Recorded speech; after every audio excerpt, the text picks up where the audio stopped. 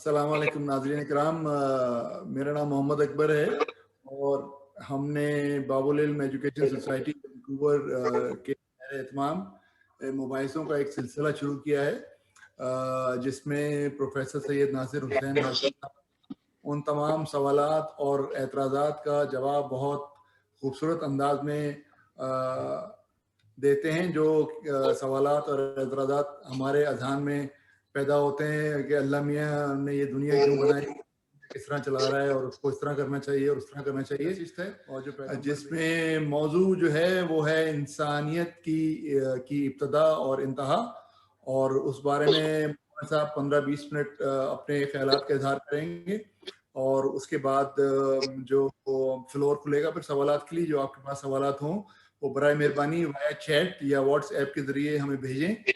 तो इंशाल्लाह गुफ्तगू का आगाज करते हैं। प्रोफेसर सैयद नासिर हुसैन हाशमी साहब। बहुत बहुत शुक्रिया प्रोफेसर साहब, जो गुफ्तगू आपने जहाँ से शुरू की। तो सूरत ये थी कि हमारे पास सवाल आया था कि मर्द को औरत के लिए इस किस्म के रवैये की इजाज़त दे दी गई है कि वो उसको सुधारने के लिए, राह रास्त पर लाने के लिए सख्ती कर सकता है और मुख्तलिफ किस्म की सख्तियों से गुजर के आखिर में ज़रूरत पड़े तो ज़दोकोब तक कर सकता है। और इस सिलसिले में हमने जो गुफ्तगू की थी और जो जवाब दिया था वो फ़िक़ही नुक्ता नज़र से वाज़े तौर पर बयान कर दिया था कि फ़िक़ही मसला इसमें क्या है। लेकिन हमारे सामने जिन्होंने ये सवाल किया था उनको मज़ीद वज़ाहत की ज़रूरत है। बहुत हमें खुशी है, हम खुशामदीद कहते हैं उनकी इस वज़ाहत तलबी पर।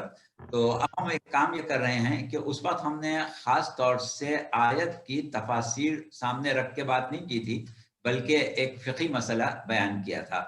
अब हम ऐसा करते हैं कि उस आयत का तज़किरा कर देते हैं और उसका तर्जमा, और तर्जमे के साथ जो इतराज़ आखिर में था कि जो हुकूक मर्द को हासिल हैं औरत को सुधारने के लिए, क्या मर्द को सुधारने के लिए वही हुकूक औरत के पास भी हैं या नहीं हैं। इन दोनों चीज़ों का जवाब अब हम बजाय इसके कि अपने अल्फाज में दें, मुख्तलिफ तफासिर हमारे सामने हैं, लेकिन जाहिर है कि वक्त का बेख्याल करना पड़ता है। हम सिर्फ दो तफसीरों के ऊपर इक्तिफा करेंगे। एक तफसीर नमूना जो कि आयतुल्लाह मकारिम शिराजी की है और उसका उर्दू तर्जमा क़िबला सफदर नजफी साहब ने किया है। तो जो तर्जमा है वो भी और जो आयत है वो भी। हाँ, तर्जमा ही बता दिए बस। जी जी, और उसका हवाला भी दे देंगे। तो देखिए, बात यह है कि ये जो आयत हमारे सामने रखी गई थी ये सूरह निसा की 34वीं आयत है। अब आयत तो हमें लिख के भेजी भी गई और सबके सामने है, उसको हम नहीं पढ़ते ताकि हमारे पास, जैसा कि क़िबला ने फरमाया कि सवालात बहुत हैं, तो हम जरा अपनी रफ्तार तेज रखेंगे। अब इसमें ऐसा है कि जो तर्जमा किया गया है वो पहले गौर से सुन लें। और ये तर्जमा, जैसा कि हमने बताया कि फ़ारसी तर्जमा किया है इस आयत का नासिर मकारिम शिराजी ने, और उस फ़ारसी तर्जमे का उर्दू तर्जमा क़िबला सफदर नजफी साहब ने किया है, वो हम पढ़ के सुना रहे हैं। ये है तफसीर नमूना की जो दूसरी बाइंडिंग है जिसमें 15 जिल्दें हैं, उसकी दूसरी जिल्द का सफ़ा 438 में ये तर्जमा ये है कि मर्द औरतों के सरपरस्त और खिदमत गुजार हैं। देखिए अल्फाज पर गौर कीजिएगा, सरपरस्त और खिदमत गुजार हैं। इन बर्तरियों की वजह से जो निज़ाम इज्तिमाई के लिहाज से खुदा ने एक को दूसरे पर दी हैं, और उन अखराजात की बिना पर जो वो अपने माल से औरतों के लिए करते हैं। और नेक और स्वाले औरतें वो हैं जो मुतवाज़े और मुनकसिरुल मिजाज हैं, और जो अपने शौहरों की अदम मौजूदगी में उसके असरार और हुकूक की हिफाजत करती हैं। इन हुकूक की वजह से जो खुदा ने उनको दिए हैं। और बाकी रहीं वो औरतें जिनकी मुखालफत और सरकशी का तुम्हें खौफ है, उन्हें वाज़ो नसीहत करो। अब जहाँ से आप गौर से सुनिएगा, वाज़ो नसीहत करो, अगर ये असर न करे तो इनके बिस्तर से दूर रहो, और अगर ये भी कारगर ना हो तो उन्हें कोई रास्ता और तरीका सख्ती के सिवा अपनी जिम्मेदारियों पर आमादा करने को पर ना हो तो उन्हें खबरदार करो। अब अगर वो तुम्हारी बात मान लें तो उन पर सख्ती और ज्यादती ना करो, और जान लो कि खुदा बुलंद मर्तबा और बुजुर्ग है और उसकी कुदरत बालातर है।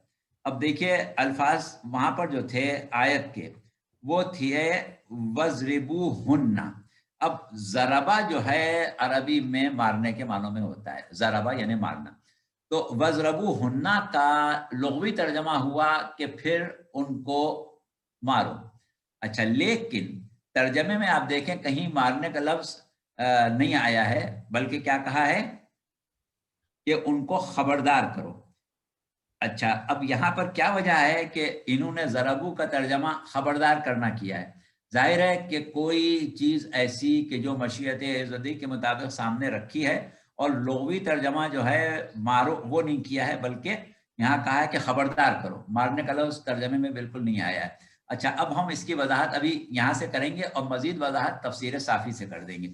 अब देखिए यहाँ पर जो इन्होंने जवाब दिया है और उसके बाद कहा है कि एक इश्काल और उसका जवाब, उसमें उन्होंने ये कहा है कि अब अगर ये कहा जाए कि इस किस्म की सरकशी, तुग़यान और ज्यादती मर्द भी तो कर सकते हैं, तो क्या मर्दों को भी इस किस्म की सजा दी जाएगी? तो हम कहेंगे कि जी हाँ, मर्द भी बिल्कुल औरतों की तरह अपने फ़राइज़ अदा करने की सूरत में, फ़राइज़ अदा न करने की सूरत में इसी किस्म के की सजा के मुस्तहक होंगे। यहाँ तक कि उन्हें बदनी सजा भी दी जाएगी। अलबत्ता क्योंकि ये काम औरतों की जिम्मेदारी से खारिज है, इसलिए हाकिम शरा पर फर्ज है कि वो खिलाफ वर्जी करने वाले मर्दों को मुख्तलिफ तरीकों से, यहाँ तक के बदनी सजा के जरिए, उन्हें उनकी जिम्मेदारी पर आमादा करे। तो ये आ गया जवाब सवाल का कि औरतों की तरफ से जो है वो औरत खुद नहीं करेगी, बल्कि हाकिम शरा करेगा। तो ये हो गया जवाब। अब सवाल ये है कि ये मारने का तर्जमा इन्होंने जो किया है वो सिर्फ खबरदार करना क्यों किया है? इसके लिए हम आ रहे हैं तफसीर साफ़ी पर। तफसीर साफ़ी, जैसा कि आपको मालूम है कि मकतब तशय्यो की बहुत ही मकबूल और पसंदीदा तफसीर है, और इस तफसीर के जो मुफस्सिर हैं वो हैं क़िबला मुल्ला मोहसिन फैज़ काशानी। और मुल्ला मोहसिन फैज़ काशानी का शुमार जो है वो हमारे बड़े ही जय्यद मुहद्दिसीन में होता है, और इन्होंने भी इस आयत का जो तर्जमा किया है उसका उर्दू तर्जमा क़िबला तलमीज़ हसनैन साहब ने किया है, मौलाना सैयद तलमीज़ हसनैन रज़वी। अब इसका तर्जमा उर्दू में जो है वो हम आपके सामने पढ़ के सुना रहे हैं। मर्द औरतों के निगहबान और मुंतजिम हैं, इस बुनियाद पर कि अल्लाह ने इनमें से एक को दूसरे पर फजीलत दी है, और इस बिना पर कि वो अपना माल खर्च करते हैं। बस जो औरतें नेक हैं वो इताअत शार होती हैं, और जिस तरह अल्लाह ने उनकी हिफाजत की है वो उनकी अदम मौजूदगी में उनके हुकूक की हिफाजत करती हैं। और जिन औरतों से तुम्हें सरकशी का अंदेशा हो तो पहले उनको समझाओ, अगर न माने तो ख्वाबगाहों में उनसे अलहदा रहो, अगर इस पर भी न माने तो हल्की सजा दो, फिर अगर वो तुम्हारी इताअत करने लगे तो खामखा उन पर दस्तदराजी के लिए बहाने तलाश न करना, बेशक अल्लाह बुलंद बाला है। अच्छा, यहाँ इन्होंने वज़रिबू हुन्ना का तर्जमा क्या किया है? हल्की सजा दो। अब सवाल ये कि ये तर्जमा क्यों किया जा रहा है? तो इसमें जो आगे वजाहत है आपके मुल्ला मोहसिन फैज़ काशानी की, वो ये कहते हैं कि मर्द औरतों के कव्वाम यानी मुंतजिम और मुनसरिम हैं। फिर उसके बाद वो कहते हैं कि इसलिए कि कमाल अक्ल, हुस्न तदबीर और आमाल व इताअत में ज्यादा कुव्वत रखने वाले मर्द हैं। इसके बाद फिर उन्होंने मजीद चीजें दी हैं कि निकाह में खर्चा जो है वो अल्लाह ने मर्द के ऊपर रखा है, महर मर्द पर वाजिब है, औरत पर नहीं। वो तफसीलात हैं, उसको हम छोड़ देते हैं। अब इसके बाद ये जो मारने वाली बात आ रही है, इसकी थोड़ी सी वजाहत कर दें कि यहाँ पर क्या वजह है कि उन्होंने ज़रबा का तर्जमा मारना नहीं किया है, बल्कि खबरदार करना, मुतनब्बे करना, हल्की सजा देना, इस किस्म की बात की है। तो अब इसके लिए ये कहते हैं कि तफसीर मजमउल बयान में इमाम बाक़िर अलैहिस्सलाम से اس آیت میں مارنے سے مراد مسواک سے مارنا ہے، اور اس کے بعد کہا ہے کہ پس اگر وہ تمہاری اطاعت گزار بن جائے تو پھر انہیں ملامت اور سرزنش نہ کرو اور نہ ہی انہیں ایذا پہنچاؤ. تو یہ مسواک سے مارنا جو ہے، یہ اگر آپ غور کریں تو ایک قسم کا انتہائی بھرا غصے کا اظہار ہے اور کچھ نہیں.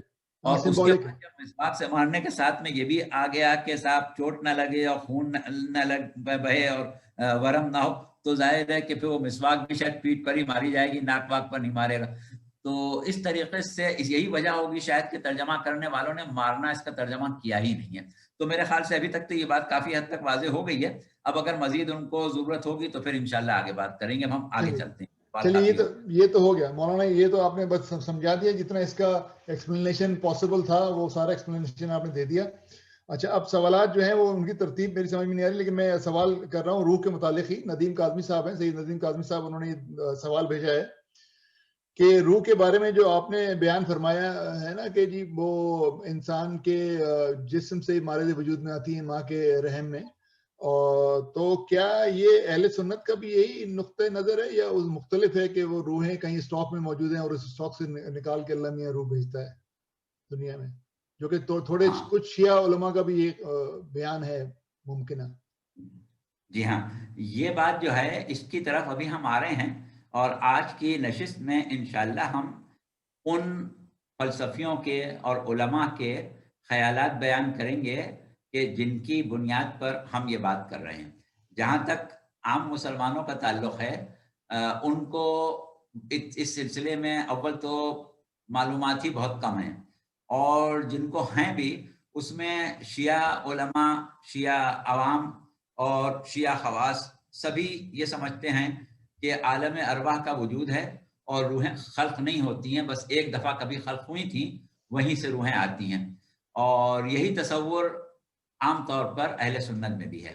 اور اس تصور کی تبلیغ اور نشر و اشاعت جو ہوئی ہے وہ شاید پہلے بھی کبھی ہم نے بتایا تھا، یہ مکتب تصوف سے ہوئی ہے، اور مکتب تصوف سے ہی شیعوں نے بھی لی ہے، سنیوں میں نے بھی لی ہے. اب ہم اس کے بارے میں ابھی بہت تفصیل سے بتائیں گے آپ کو کہ کہاں کہاں سے ہم اس نظریے کو لے رہے ہیں اور کیوں لے رہے ہیں، اور دوسرے نظریے کو یعنی عالم ارواح میں روحوں کے وجود کو رد کر رہے ہیں تو کیوں رد کر رہے ہیں.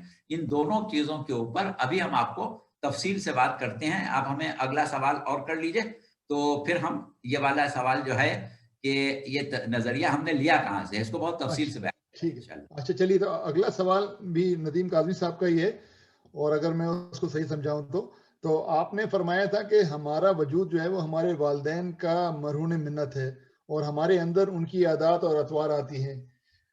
تو کیا یہ ممکن تھا کہ میں کسی اور گھرانے یا ملک یا کسی اور جوڑے کے گھر پیدا ہو جاتا؟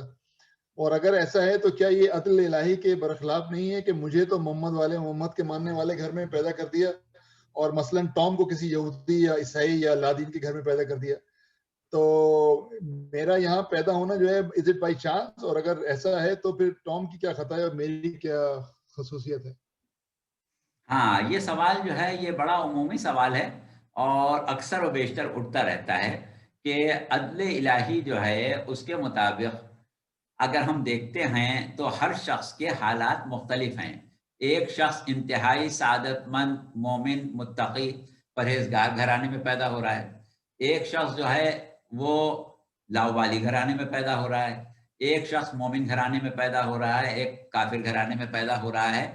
تو بعد میں سب کے ساتھ ایک ہی سلوک کیسے ہو سکتا ہے؟ تو یہ بات اپنی جگہ بالکل صحیح ہے.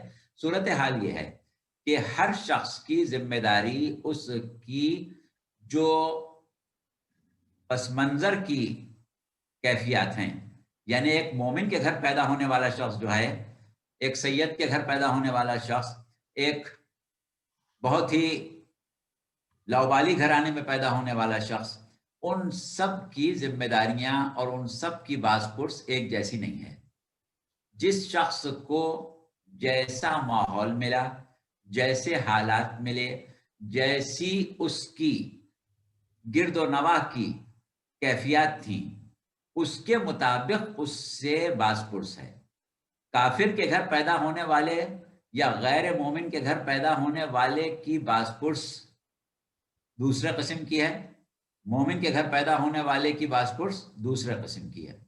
اسی طریقے سے وہ افراد کہ جن تک ہدایت پہنچی ہی نہیں، ان کی باز پرس دوسرے قسم کی ہے۔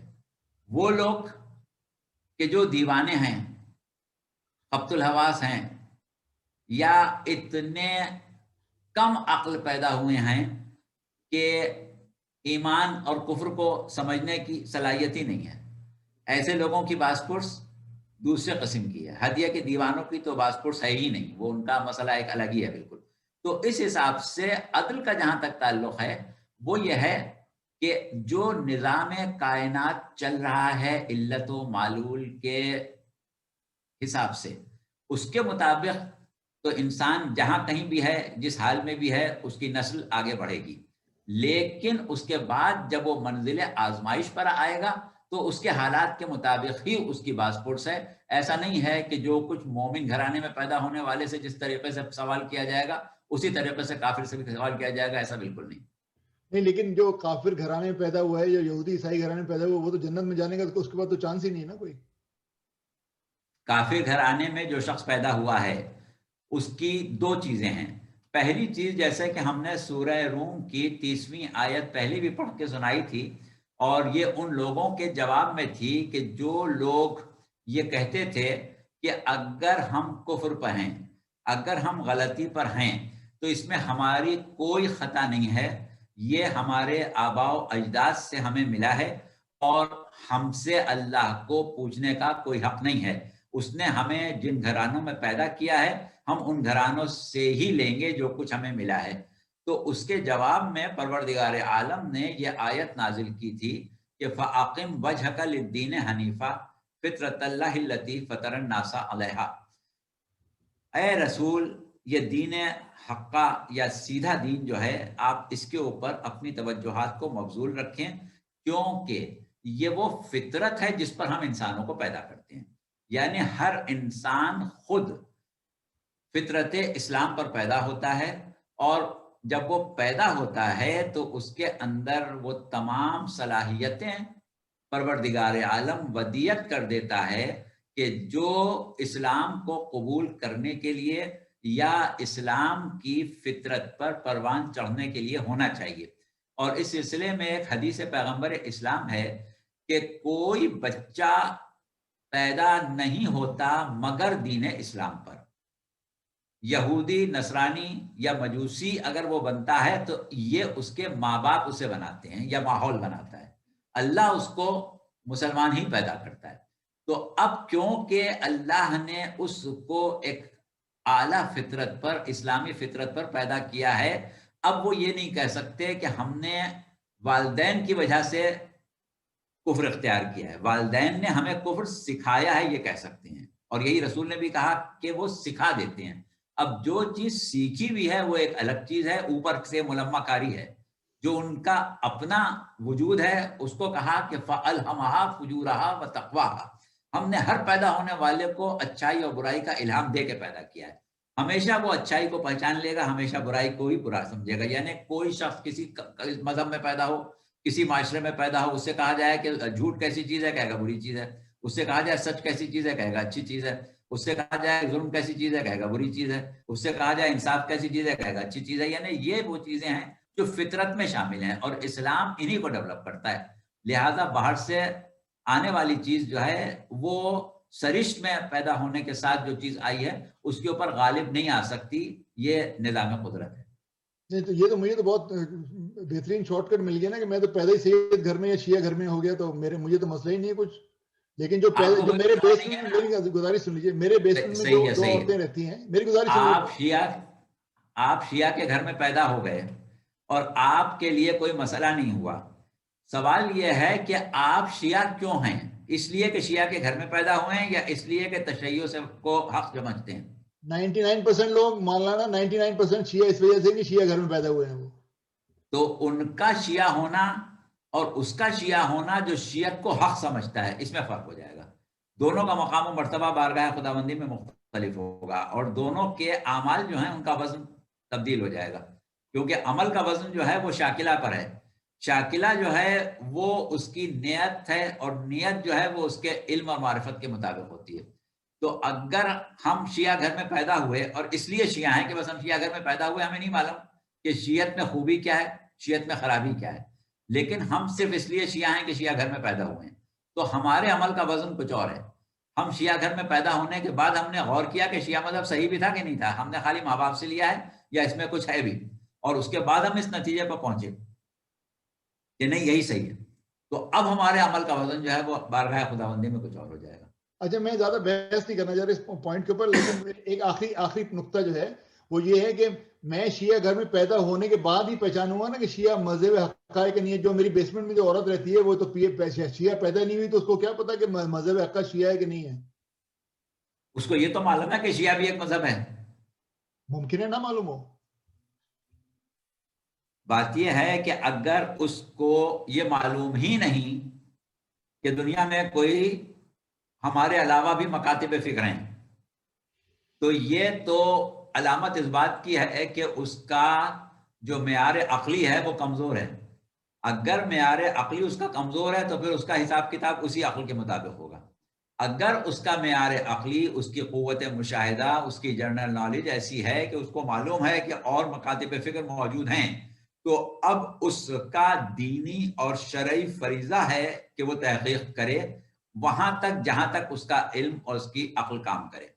اور اس کے بعد اگر وہ ایک نتیجے پر پہنچ گیا، خواہ وہ غلط نتیجے پر پہنچ گیا، لیکن اس نتیجے پر پہنچنے کے بعد اس نے غلط کو صحیح سمجھ کے اختیار کیا، اس کی صورت کچھ اور ہے. اور ایک شخص یہ کہ ہٹ دھرمی میں غلط کو صحیح مان رہا ہے، اس کی صورت کچھ اور ہے. اور ایک شخص جس نے حق کو حق مان کے اسے قبول کر لیا، اس کی صورت کچھ اور ہو جائے گی. اچھا چلیے، یہ تو ہو گیا. اب اگلا سوال جو ہے وہ میرے خادم کا ہی ہے. آپ نے فرمایا تھا کہ روح انسانی جسم سے ہی مارد وجود میں آتی ہے. پہلے تیسرے چوتھے مہینے میں ماں کے رحم میں روح جو ہے اس میں امر الہی سے اس کے اندر وہ روح جو ہے وہ پیدا ہوتی ہے یا جو بھی.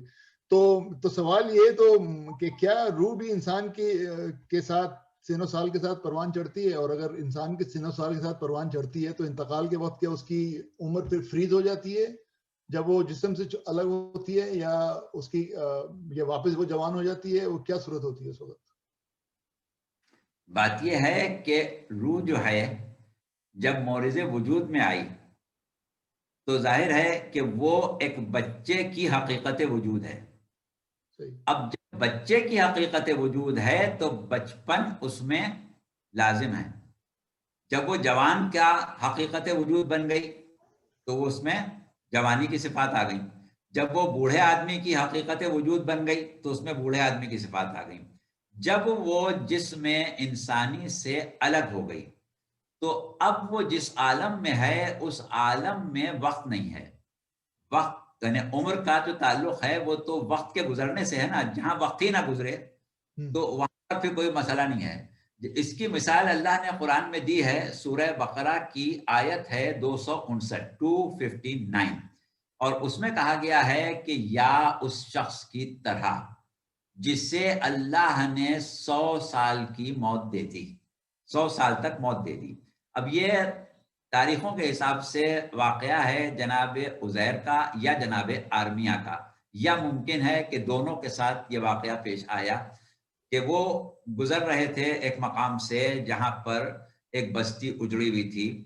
تو انہوں نے اللہ سے کہا کہ پروردگار یہ سب مر گئے ہیں اور اب یہ دوبارہ زندہ ہوں گے، کیا ہوگا، کیا ان پر گزرے گی؟ تو پروردگار عالم نے ان کو موت دے دی. 100 سال تک وہ مردہ رہے اور اسی ویرانے میں پڑے رہے. 100 سال بعد اللہ نے ان کو دوبارہ زندہ کیا. جب دوبارہ زندہ کیا تو ان سے پوچھا کہ اس حال میں کب تک رہے، کتنی دیر رہے؟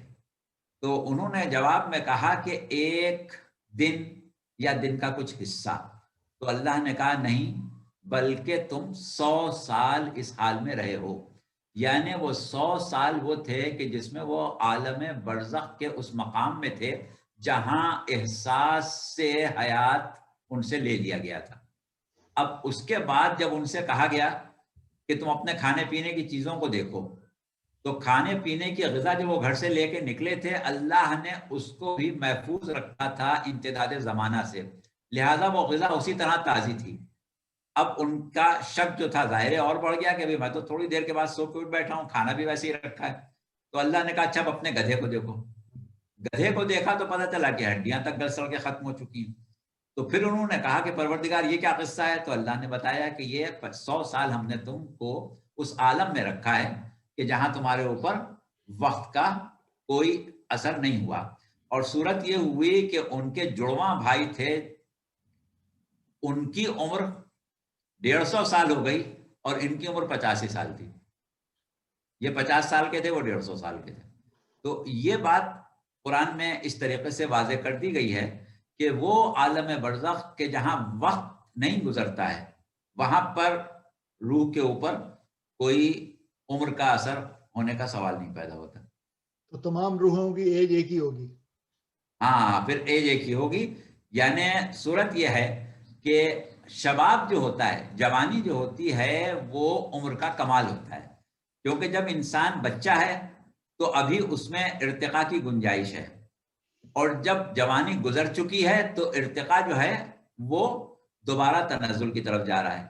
جہاں تک جانے کی گنجائش، کلائمیکس، جو بھی آپ اس کو کہیں، کہ انتہائی نقطہ جو ہے وہ عالم شباب ہوتا ہے، جوانی ہوتی ہے۔ اب اگر ایک شے اپنے کمال پر ہے تو وہ ہمیشہ جوان ہوگی۔ اگر اللہ کسی شے کو اس کے کمال پر باقی رکھنا چاہے تو جوانی پر باقی رکھے گا، اور کمال پر خلق کرنا چاہے تو جوانی پر خلق کرے گا۔ تو اب روح جو ہے، کیونکہ وہ حقیقت وجود ہے، تو جس شخص نے اپنے نفس کو اتنا پاکیزہ رکھا ہے کہ بارگاہ خداوندی میں اس کے کمال کو بقا دے دی جائے، تو وہ جوان ہی ہوگا۔ اور اگر ایسا نہیں رکھا ہے تو پھر جیسی اس کی کیفیت ہے، جتنا اس میں ذوف ہے اتنا ذوف اس کے ساتھ منسلک رہے گا ہمیشہ۔ اچھا چلیے، اچھا دوسرا سوال جو ہے اسی سے لنکڈ وہ یہ ہے کہ شاید ہم نے پہلے بھی ذکر اس پہ ڈسکس کیا تھا کہ روح کا کوئی جینڈر نہیں ہوتا، کوئی جنس نہیں ہوتا، روح کا کوئی جنس نہیں ہے، کوئی جینڈر، کوئی سیکس نہیں ہے روح کا۔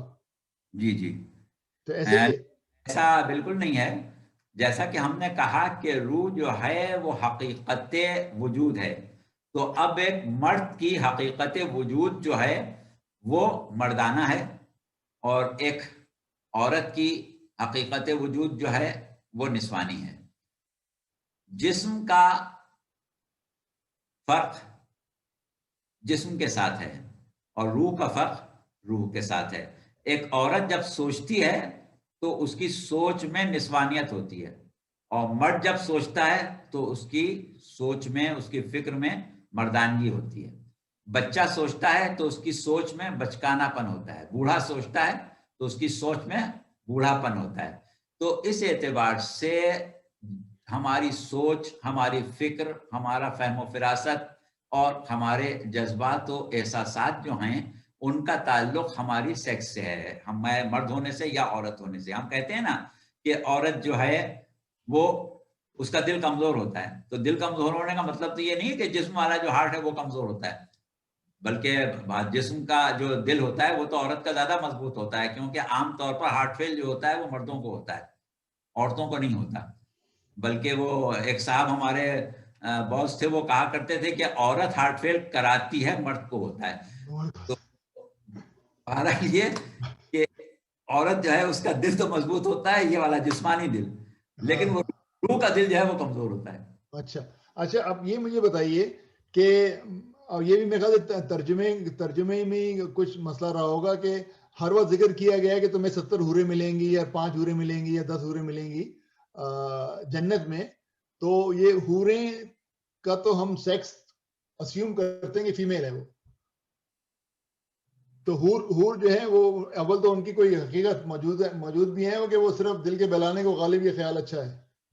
ہاں، یہ جو آپ کا سوال ہے نا، اس کا ہم جواب آپ کو ابھی دیتے ہیں۔ بات یہ ہے کہ ہم ابھی یہ چاہ رہے ہیں کہ عالم دنیا، موت اور عالم برزخ یہ مکمل طور سے واضح ہو جائے۔ चले हकीकत जन्नत और हकीकत दोज़ख, आलम आखिरत की हकीकत, इसके ऊपर हम आएंगे, वो है आलम उकूल, ठीक है, जिसको ठीक कहते हैं तजर्रुद ताम। उस पर अभी समझाएंगे तो वो समझ में आ जाएगी। ठीक है, ठीक है। अच्छा, मैं अपने जो सामीन ने ज्वाइन किए मीटिंग में, मैं बता दूंगा, अगर आपके दिमाग में कोई इस डिस्कशन से कोई सवाल आ रहा है तो वो आप मुझे व्हाट्सएप कर सकते हैं, वो फौरन सवाल मौलाना से पूछ लेंगे। लेकिन अनफॉर्चुनेटली आपको व्हाट्सएप ही करना पड़ेगा, वो सवाल डायरेक्ट सवाल पूछने की गुंजाइश और टाइम नहीं है। अच्छा मौलाना, अगला सवाल ये है कि आलम बरज़ख में तो रूह जाएगी और जो जिस्म है वो रह जाएगा कब्र में, और क़यामत के दिन वो जिस्म उठाया जाएगा। कई जगह जिक्र कुरान में है कि जिस्म उठाया जाएगा और हमारे हाथ और हमारे पांव और हमारी जबान और हमारी आंखें जो है वो हमारी गवाही देंगी। सही। तो क्या क़यामत के दिन मैं वापस उसी जिस्म में आ जाऊंगा? जाहिर है जब कब्र से मेरा जिस्म उठाया जाएगा, आवाज देगा, सूर फूंका जाएगा और सब उठ खड़े हुए कब्रों से, तो फिर जन्नत के अंदर रूह जाएगी या जिस्म जाएगा, या जिस्म सवाल जवाब करके फिर उसको फारिग कर दिया जाएगा? हाँ, चलिए अब आप आखिरत पर आ ही गए तो हम इसको शुरू किए देते हैं। बात यह है कि अल्लाह ने जिस वजूद को जहां खल्क किया है और जिस माहौल में खल्क किया है, उसी के मुताबिक उसको जिस्म दिया है। जैसे एक शख्स है, एक जानवर है या एक वजूद है जो कि पैदा हुआ, उसको जिंदगी गुजारना है पानी में, मसलन मछली है या पानी के जानवर हैं, तो उनका जिस्म, उनका निज़ाम हाज़मा, उनका निज़ाम तनफ़ुस, उनके जिस्म की साख्त, उनके जिस्म का मादा, हर शय जो है वो पानी के ऐन मुताबिक होती है, क्योंकि उनका पानी का माहौल मिलना है, पानी में जिंदगी गुजारना है, सांस लेने का तरीका, हर चीज उनकी वैसी होगी।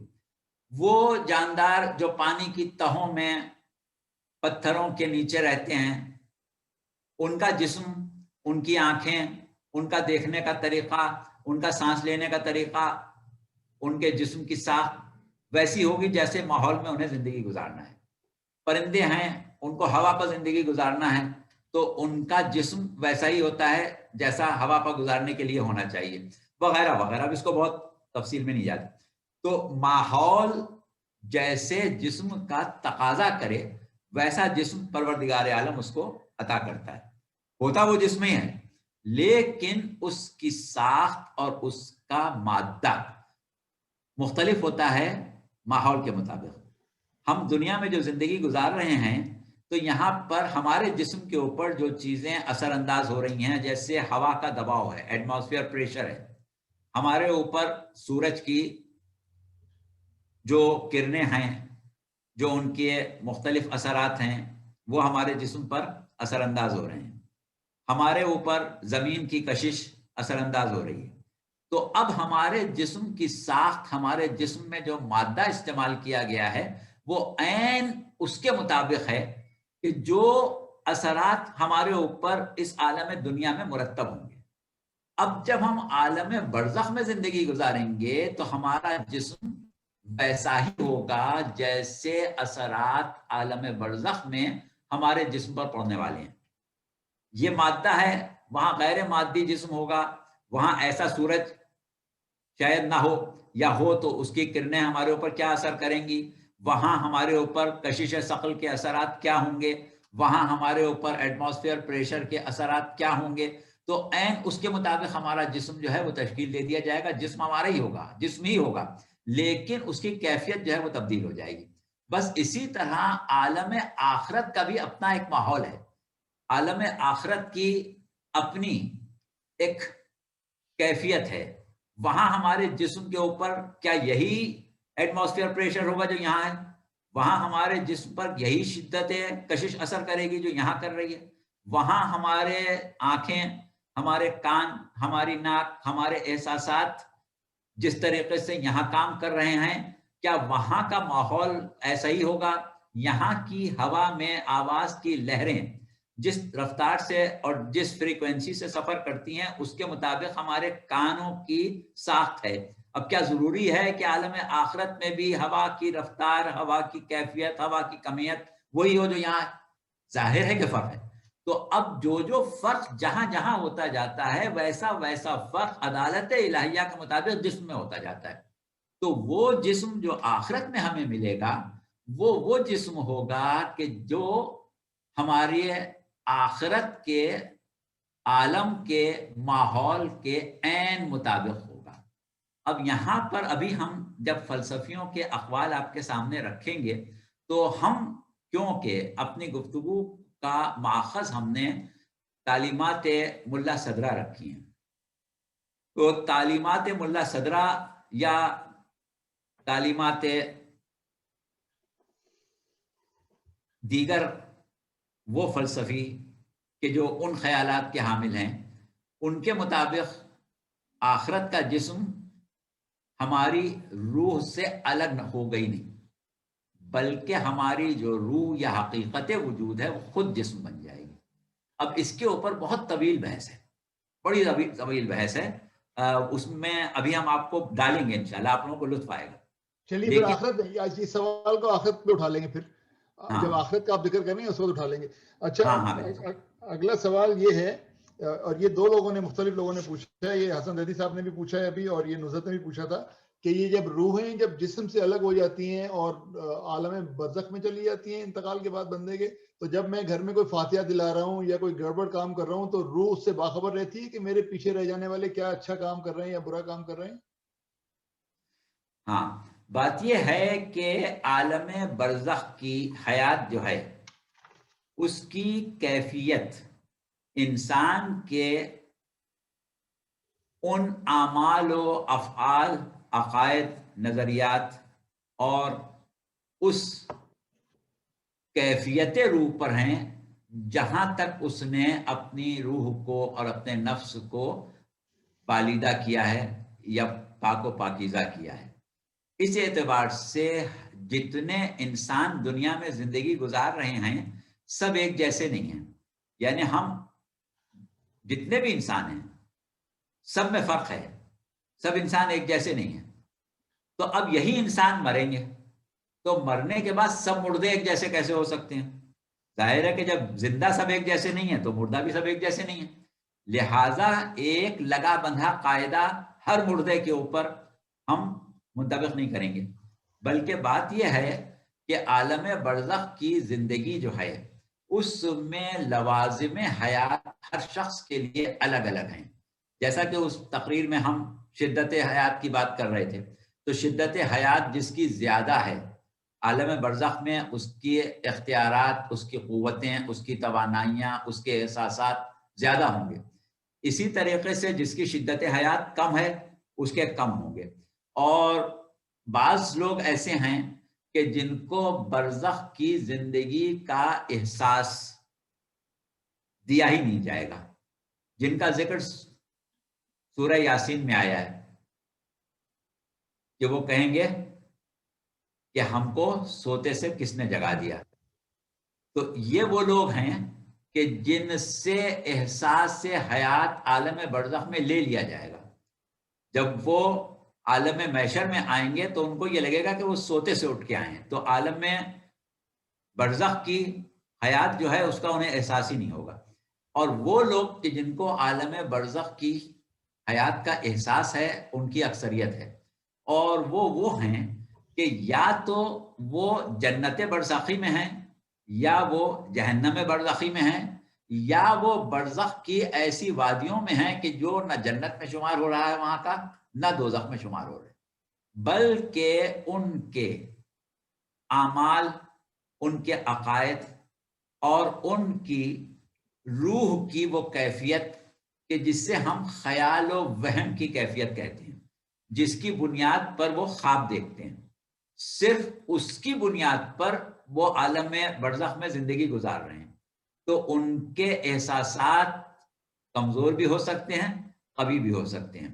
ایسے لوگ بھی ہیں کہ جن کو دنیا کی، اپنے گھر کی، اپنے بال بچوں کی مکمل خبر رہتی ہے، اور ایسے بھی ہیں کہ جن کے احساسات اتنے کمزور اور ضعیف ہو گئے ہیں کہ انہیں اپنے ارد گرد کی بھی خبر نہیں ہوتی.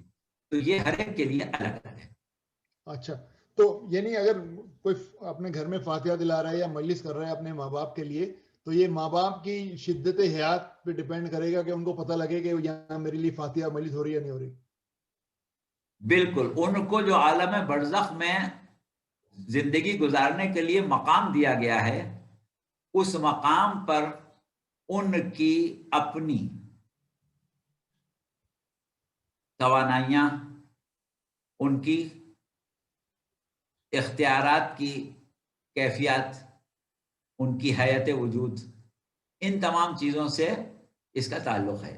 عام طور پر ہمارے جو مومنین، ہمارے گرد و نواح جو زندگی گزار رہے ہیں یا جو ہمارے ساتھ تھے اور اب زندگی سے آزاد ہو چکے، مادی زندگی سے عالم برزخ میں ہیں، ان کے اندر وہم و خیال کی قوت اتنی زیادہ ہے ان کے عقیدے کی وجہ سے اور ان کی اس مماثلت یا اس ولایت کے اثر سے جو ان کے وجود میں گھلا ملا ہوا ہے، ان کے اختیارات کافی زیادہ ہوتے ہیں اور عالم برزخ میں ان کا مقام بھی الگ ہوتا ہے، اور یہ عام طور پر اپنے لواحقین، خاص طور سے اولاد کے معاملات سے مرنے کے بعد بھی کافی حد تک آگاہ رہتے ہیں۔ اچھا، تو یہ اب جب اب کیا جاتا ہے اس کی ان کو خبر ہوتی ہے۔ جی اچھا، اور جو یہاں پہ لوگ کرتے ہیں اپنے مرحومین کے ایصال ثواب کے لیے مجلس، ماتم، قرآن خوانی، حج بدل، عمرہ، زیارات، تو اس سے ان کے اسٹیٹس میں کوئی فرق پڑتا ہے برزخ میں کہ نہیں؟ بہت پڑتا ہے، اس سے ان کے اسٹیٹس میں بہت زیادہ فرق پڑتا ہے، ان کے درجات اور ان کے مقامات تبدیل ہوتے رہتے ہیں۔ آج عالم برزخ میں ان کو جو جگہ ملی ہے، کل ان کے بیٹے نے ان کی طرف سے حج بدل کر لیا یا ان کے طرف سے عمرہ کر لیا یا ان کی طرف سے زیارت کر لی، اور وہ زیارت یا عمرے یا حج کا ثواب جب ان کے نامہ اعمال میں چلا گیا، کیونکہ نامہ اعمال تو بند نہیں ہوتا ہے، نامہ اعمال میں جب اس کا ثواب چلا گیا تو اب جو ان کی کیفیت حیات عالم برزخ میں ہے اس میں تبدیلی آ جائے گی۔ اچھا، تو اس میں پھر یہ بھی ممکن ہے کہ اگر وہ ان کے پاس یہ اختیار نہیں تھا کہ وہ واپس جا کے دیکھیں گے ان کے بچے اور اہل خانہ کیا کر رہے ہیں، وہ ان کو اسٹیٹس مل سکتا ہے کہ وہ پھر آ کے دیکھنا شروع کر دیں؟ ایسا ہو سکتا ہے۔ اچھا ٹھیک ہے۔ اچھا، اب ایک سوال یہ ہے کہ آدم کے پتلے میں اللہ میاں نے اپنی روح پھونکی، تو ہم سب تو آدم کی نسل سے ہی ہیں، تو اس کا مطلب کہ روح کا چھوٹا موٹا ہلکا پھلکا کچھ ہمارے اندر بھی ہے اللہ میاں کی؟ جو روح اللہ نے جناب آدم کو عطا کی تھی بعین ہی اسی روح کے ہم حامل ہیں۔ بات یہ ہے کہ ہم نے اپنی گفتگو میں ابھی آگے چل کے ہم بتائیں گے کہ لفظ روح جو ہے اس کو مختلف فلسفیوں نے یا مختلف علماء نے اقسام میں تقسیم کیا ہے، اور اکثر لوگ یہ کہتے ہیں کہ روح کی قسمیں ہیں، جس میں سب سے بہتر قسم جو ہے وہ انسانی روح کی ہے، اور انسانی روح میں بھی دو قسمیں ہیں، ایک نفس ناطقہ اور ایک روح قدس۔ روح قدس جو ہے وہ انبیاء و مرسلین اور اولیاء اور اوصیاء کے لیے ہے، اور نفس ناطقہ جو ہے وہ ہر انسان کے لیے ہے۔ باقی جتنی روحیں ہیں وہ اس روح کا مقابلہ نہیں کر سکتی۔ اس اعتبار سے انسان کی روح کو اللہ نے اپنی روح کہا، یعنی جس کو کمال قدرت پر خلق کیا تھا، بہترین انداز پر خلق کیا تھا، اس کو اپنی طرف نسبت دی۔ اگر اللہ کی روح کہ جیسے ہماری ایک روح ہوتی ہے، ایک جسم ہوتا ہے، ویسے اللہ کا بھی روح الگ ہے، جسم الگ ہے، اور اس روح میں سے اس نے کچھ نکال کے دے دی، تو ایسا کچھ نہیں ہے، بلکہ نہ اللہ کے لیے روح ہے نہ اللہ کے لیے جسم ہے۔ جیسے اللہ نے خانہ کعبہ کو اپنا گھر کہا، یا حضرت ابراہیم کو اپنا دوست کہا، یا رسول اللہ کو اپنا محبوب کہا، تو وہ ان کی عظمت کا اظہار ہے۔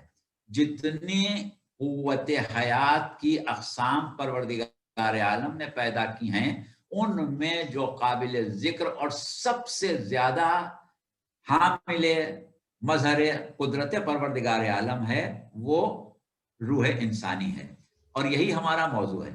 ہم آگے چل کے، اور ابھی بھی ہم نے یہ صورت اختیار کی ہے کیونکہ ابھی وہاں تک ہم پہنچے نہیں تھے کہ لفظ روح جو ہے وہ ہم صرف روح انسانی کے لیے استعمال کریں گے، باقی جتنی ذی روح مخلوقات ہیں یا لیونگ تھنگز ہیں ان کی قوت حیات کو ہم روح کہیں گے ہی نہیں، اس کو ہم جان کہیں گے یا قوت حیات کہیں گے، کیونکہ ہم ابھی وضاحت کے لیے اور آگے بڑھنے والے ہیں، لیکن تھوڑا سا آپ کے سامنے بات کر لیں۔ وہ یہ ہے کہ فلسفیوں نے یا علماء نے روح کو مختلف اقسام میں جب تقسیم کیا تو کہا کہ ایک پست ترین روح ہے جسے ہم کہتے ہیں روح نباتی، یعنی نباتات میں قوت حیات۔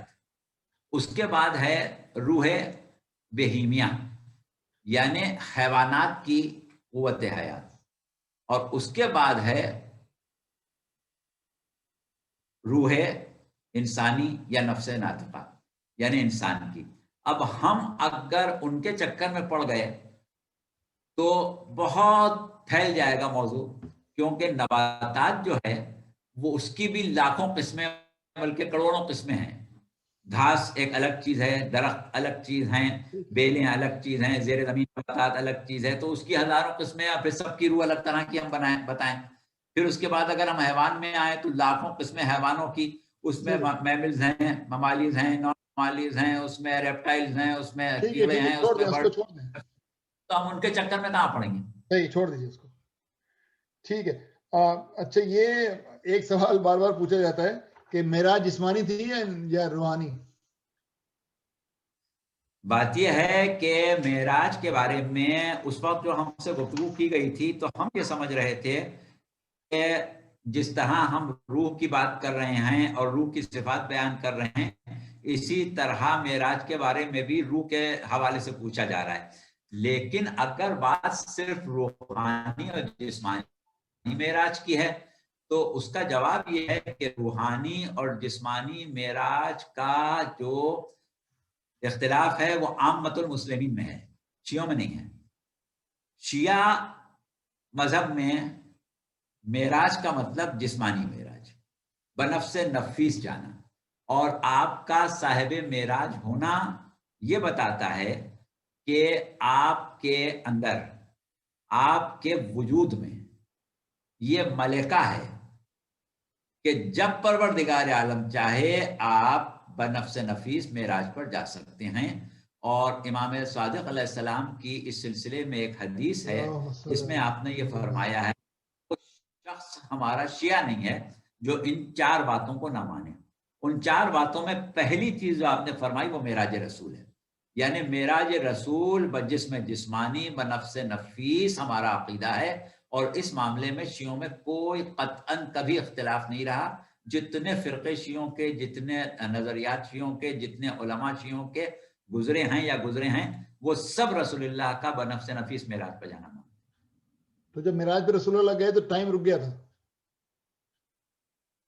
ہاں، بات یہ ہے کہ رسول اللہ معراج پر گئے تو وقت رک گیا۔ یہ وہی والی بات ہے کہ جیسے ہم نے ابھی جناب آرمیہ کا قصہ سنایا یا اور دیگر واقعات ہیں جس سے یہ بات ظاہر ہوتی ہے، لیکن کیونکہ ہمارے عقیدے کے مطابق معراج کا واقعہ کوئی ایک دفعہ کا واقعہ نہیں ہے، بلکہ یہ آپ کی صفت ہے اور آپ کے ساتھ ہر وقت پیش آ سکتا ہے۔ اب کس معراج میں کس موقع پر کون سے حالات پیدا ہوئے یہ پھر بالکل الگ تاریخی موضوع چلا جائے گا، لیکن جو ہمارے پاس روایات ملتی ہیں اس میں 2 چیزیں۔ پہلی چیز یہ کہ جب آپ معراج پر گئے اور واپس آئے تو آپ نے جو دروازہ بند کیا تھا، دروازے کی جو زنجیر در ہل رہی تھی، وہ ہل رہی تھی، اور جو وضو کیا تھا وہ پانی ابھی خشک نہیں ہوا تھا، اور جو بستر تھا اس کی گرمی ابھی ختم نہیں ہوئی تھی۔ تو یہ ایک روایت ہمارے پاس ہے، لیکن ہمیشہ ہر دفعہ اس قسم کی چیزیں ہوئی ہوں یا نہ ہوئی ہوں اس سے اتنا زیادہ فرق نہیں پڑتا۔ اور بہرحال یہ بات اپنی جگہ صحیح ہے کہ ایک موقع وہ ہے کہ جہاں پر رفتار کے رکنے کا تذکرہ روایت میں ملتا ہے۔ اچھا، اب جب یہ رسول اللہ گئے معراج کے اوپر تو ظاہر اللہ میں سے گفتگو ہوئی ہوگی، ظاہر جی۔ تو کس کی آواز میں ہوئی گفتگو؟ علی کی آواز میں ہوئی؟ ہاں دیکھیے، یہ جو ہے شیعوں میں تو یہ بات मुकम्मल तौर से मशहूर है। अब सवाल ये होता है कि अल्लाह का कलाम क्या है और अल्लाह कलाम कैसे करता है, अल्लाह कैसे बोलता है, ये एक पूरी बहस है। इंशाअल्लाह कभी हमारी गुफ्तगू इस मौजू पर हो कि कलाम खुद क्या है और कलाम इलाही क्या है, हम किस चीज को कलाम इलाही कहते हैं, कब लफ्ज कलाम का इंतबाक कलाम पर होता है। तो वो एक बिल्कुल अलग चीज है। जैसे जनाबे हमारे पास जो सिफात सुबूतिया तौहीद के बाब में पढ़ाई जाती हैं, उसमें एक सिफत पढ़ाई जाती है मुतकल्लिम, कि कादिर है, कदीम है, हई है, और उसके साथ सादिक है, आलिम है। वो तमाम जो सिफात हैं 8 सिफात, उसमें एक सिफत है मुतकल्लिम है। अब मुतकल्लिम जो है यानी कलाम की कुव्वत रखता है, कलाम की कुदरत रखता है, कलाम करता है, कलाम खल्क करता है। इसमें बहुत से सवाल पैदा होते हैं।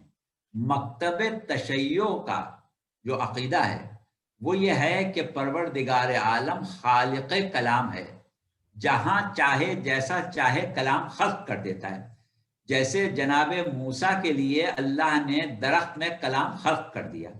दरख्त ने हजरत मूसा से कहा कि मूसा मैं तुम्हारा रब हूं। तो अब वो कलाम अल्लाह ने खल्क किया था। या बाज़ औकात परवरदिगार आलम कलाम की सलाहियत खल्क करता है।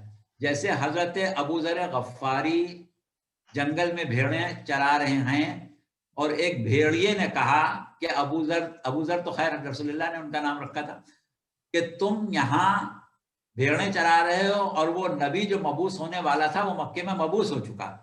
ये कौन बता रहा है? भेड़िया बता रहा है। तो जाहिर है इसका है। तो ये बहुत तफसीली बहस है, इंशाल्लाह बड़ी दिलचस्प बहस है, आगे जब करेंगे कभी। चलिए। अच्छा, लास्ट टाइम आपने जिक्र किया था और ये फरजाना का सवाल भी है कि शायद आपने मेंशन किया था लास्ट टाइम, लेकिन उन्होंने सवाल पूछा दोबारा, ये कि नफ्स, रूह और दिमाग एक ही चीज है। बात ये है कि नफ्स और रूह एक ही चीज होती है। दिमाग जो है वो जिस्म का हिस्सा है जिसको हम देख सकते हैं, और दिमाग रूह का आले कार है। रूह इसको इस्तेमाल करती है। और वो जो हमारी गुज़िश्ता तकारीर में एक बात आई थी कि रूह मोरिज़ वजूद में किस वक्त आती है, यानी जिस्म किस हद तक मराहिले इर्तिका तय कर चुकता है जब रूह का वजूद होता है। तो उसका भी जवाब शायद उस वक्त रह गया था। वो यही है कि जिसमें इंसानी में शिकम मादर में जब दिमाग बन जाता है तो दिमाग बनने के बाद रूह की तख्लीक होती है। जब तक दिमाग वजूद में ना आए जब तक रूह की तख्लीक नहीं होती। अच्छा नहीं, सॉरी, वो दिमाग से मुराद उनकी अकल है। अकल, दिमाग से वो फिजिकल दिमाग नहीं है बल्कि अकल है।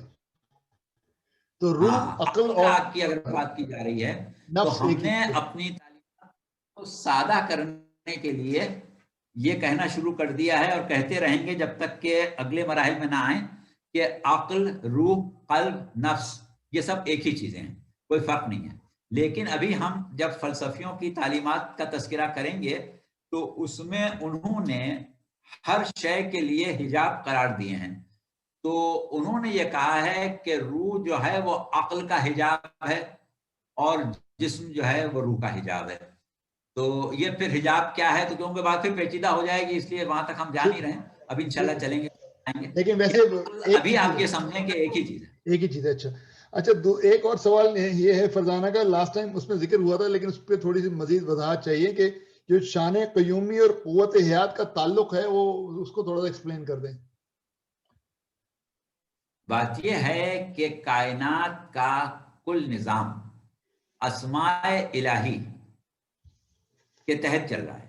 यही वजह है कि हम जब किसी काम को शुरू करते हैं तो हमें ताकीद की गई है कि कहो बिस्मिल्लाह, तो यानी अल्लाह के नाम से।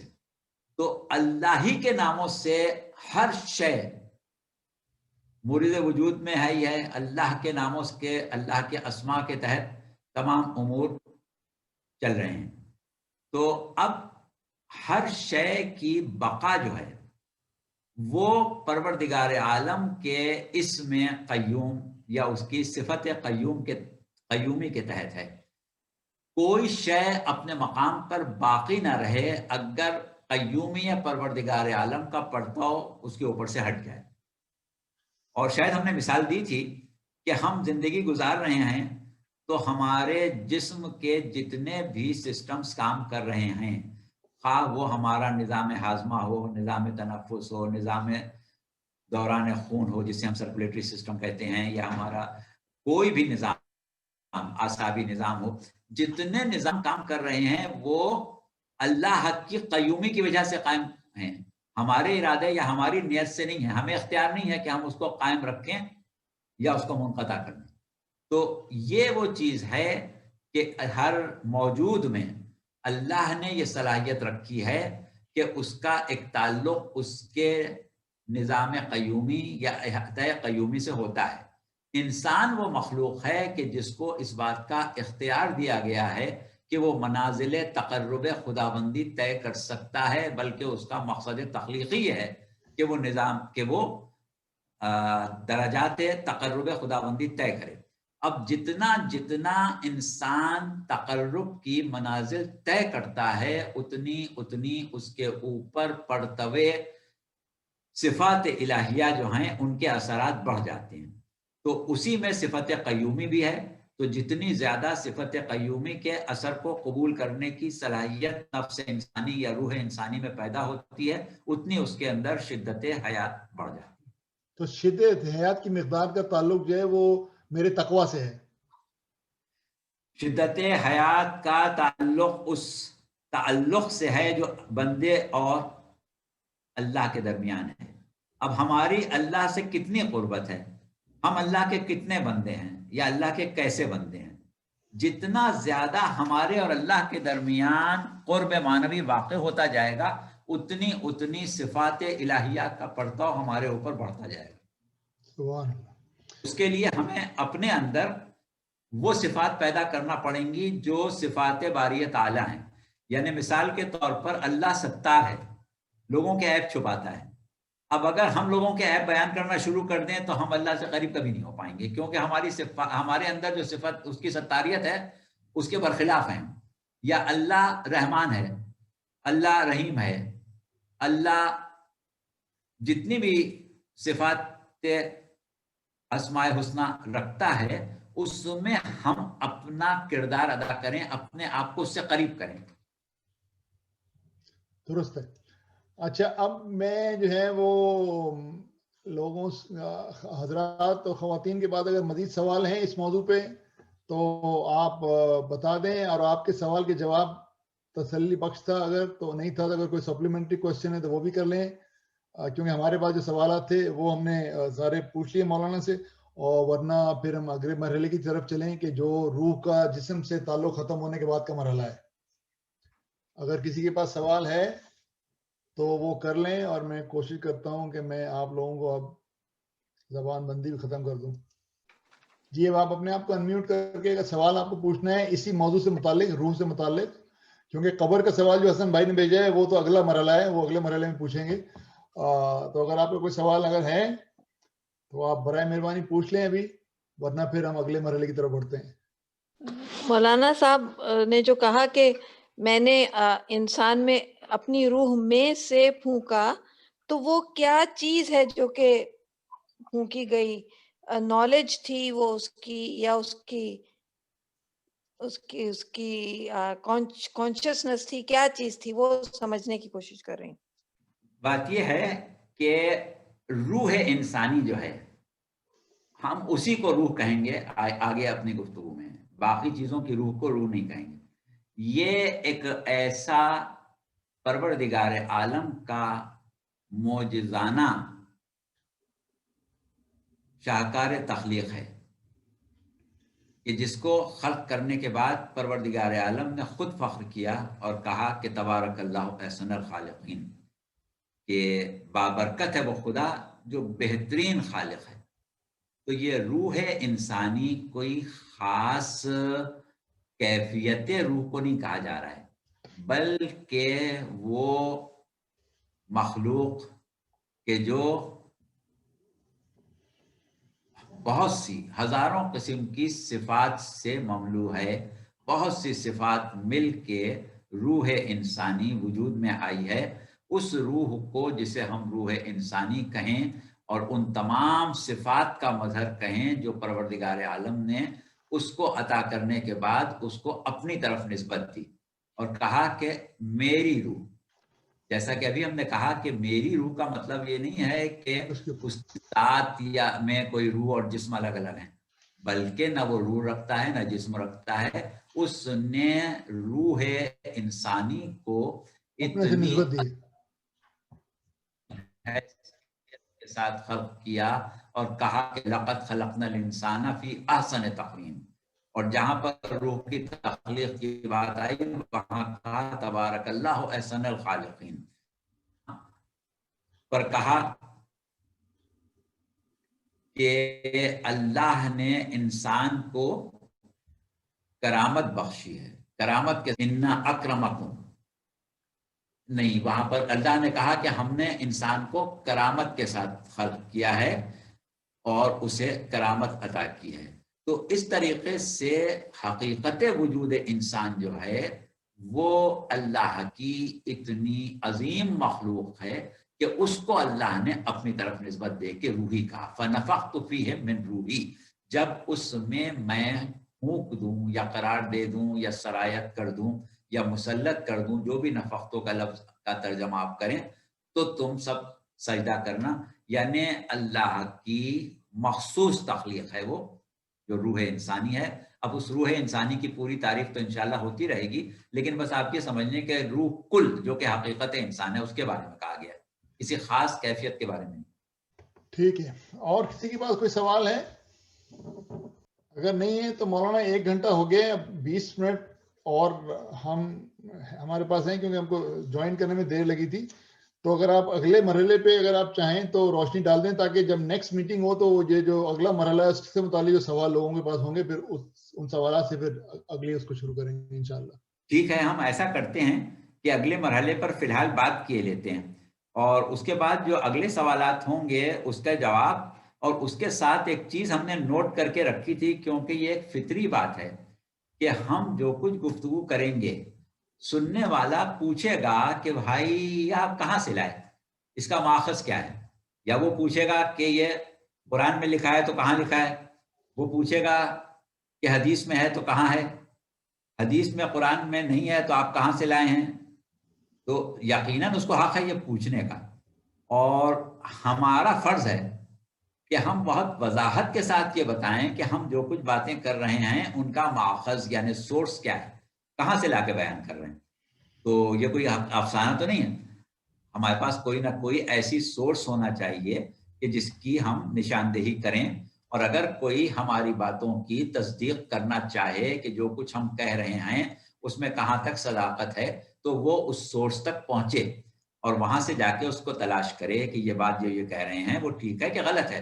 तो ये बहुत जरूरी है, बुनियादी चीज है, क्योंकि ये तो लोगों का हक है कि जब तक उनको पता ही ना चले कि बोलने वाला क्या कह रहा है, कहाँ से लाया है, किस तरीके से बता रहा है, तो जब तक उनको उस बात के ऊपर पूरा यकीन नहीं आना चाहिए, फितरतन नहीं आना चाहिए। तो इसलिए हमने कुछ नोट्स तैयार किए थे जिसमें उन उलमा और उन फलसफियों का तारुफ और उनके नजरियात को जमा किया था कि जिससे हमने ये सब कुछ अख्ज़ किया है, जहां से हमने इन चीजों को लिया है और जहां से लेके हम आपको दे रहे हैं। तो वो हमारे पास पूरी एक नोट्स की शक्ल में चीज तैयार थी, और हमने नोट्स की शक्ल में तैयार इसीलिए किया था कि वैसे तो हम ज़बानी भी बयान कर सकते थे, लेकिन नोट्स की शक्ल में तैयार करने का मकसद हमारा ये था कि जल्दी से पढ़ के सुना दें और वक्त जो है वो कम से कम खर्च हो और लोगों को ये पता चल जाए कि ये बातें हम लाए कहाँ से। तो अब उसको अभी छोड़ देते हैं और पहले हम अपने अकायद के एतबार से 2 चीजें हैं, ये कम से कम सुन लें कि हमारे सामने जब हम बात करते हैं मब्दा व माद की, इंसान के आगाज की और उसके अंजाम की, माद जो है वो बना है ऊद इल्लाह, अल्लाह की तरफ पलटना। तो इसकी जो कैफियत हैं اس کو بیان کرنے والے 2 قسم کے گروہ ہیں، بلکہ 3 قسم کے گروہ۔ ایک گروہ ہے ہمارے پاس محدثین کا اور مفسرین کا۔ اب مفسرین کی اقسام ہے، پھر مفسرین کو جانے دیں۔ محدثین کا گروہ ہے، ان کو ہم کہتے ہیں علماء علوم نقلی۔ یہ حدیث کو جس طریقے سے جن الفاظ میں آتی ہے اسی طرح قبول کرنے کے قائل ہیں، اس پر تدبر کرنے کے اور اس سے نتائج نکالنے کے قائل نہیں ہیں۔ اور مفسرین میں بھی ایک گروہ ان کا ہے کہ جو آیت کے ظاہری معنوں کے اوپر اکتفا کرتے ہیں اور اس پر تدبر کرنے کی، اس میں سے نکات نکالنے کی ضرورت نہیں سمجھتے۔ وہ سمجھتے ہیں کہ بس جو اللہ نے کہہ دیا ہے ہم نے مان لیا، اب ہمیں سوچنے کی ضرورت نہیں ہے اس کے بارے میں۔ اب اللہ نے کہہ دیا روح، ہم نے مان لیا روح، اب ہم سوچنے بیٹھے ہیں روح کیسی ہے، کیا کرتی ہے، کیسے اس کے اختیارات ہیں، دنیا میں وہ کیا کر رہی ہے، برزخ میں کیا کرے گی، آخرت میں کیا ہوگا، ہمیں کچھ چکر میں پڑنے کی ضرورت نہیں ہے، بس ہم نے سن لیا مان لیا، بس ہمارے لیے کافی۔ ایک گروہ ہوا ہے، اس کو ہم محدثین کا گروہ کہتے ہیں۔ ان کی گفتگو ایک الگ انداز کی ہوتی ہے۔ اس کے بعد ہمارے پاس ایک گروہ ہے متکلمین کا۔ متکلمین ہم ان لوگوں کو کہتے ہیں کہ جو علم کلام کے ماہرین ہیں، اور علم کلام جیسا کہ ابھی ہماری گفتگو ہو رہی تھی کہ کلام الہی کیا ہے، وہ پھر ایک تفصیلی بحث ہے، اس پر نہیں جائیں گے۔ علم کلام ہم اس علم کو کہتے ہیں جس میں توحید کو سمجھا جائے، اور توحید کے ذیل میں باقی کیونکہ عقائد آتے ہیں تو ان کو سمجھا جائے، اور وہاں پر تدبر اور عقلی جواز تلاش کرنے کی گنجائش نکالی جاتی ہے۔ لیکن اس وقت بھی یا متکلمین کے نزدیک بھی جو ہماری فکر ہے اس کی پرواز کو بہرحال کچھ حدود کا تعین کر کے دیا جاتا ہے کہ اس سے آگے نہیں جانا ہے۔ اس کے بعد ایک تیسری قسم ہے جو فلسفیوں کی یا حکیموں کی، جس کو ہم حکما یا فلسفی کہتے ہیں۔